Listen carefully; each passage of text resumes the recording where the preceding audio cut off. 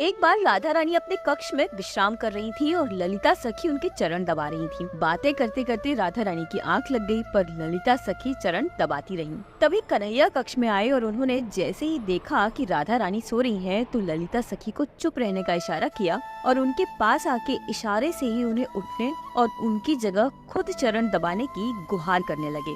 उनके मना करते ही कन्हैया उनके हाथ पैर जोड़ने लगे और ललिता सखी परेशान हो गई और हार कर कन्हैया को उन्हें चरण सेवा देनी ही पड़ी। अब कन्हैया ने धीरे से एक एक करके हाथ बदलते हुए चरण सेवा ले ली और अब वो चरण दबाने लगे। पर जैसे ही उन्होंने चरण दबाने शुरू किए, राधा रानी की आँख खुल गई। वो अपने प्रीतम के स्पर्श को पहचान गईं, पर कुछ बोल पाती इससे पहले उन्होंने अनुभव किया कि कन्हैया उनकी सेवा से बड़े प्रसन्न हैं।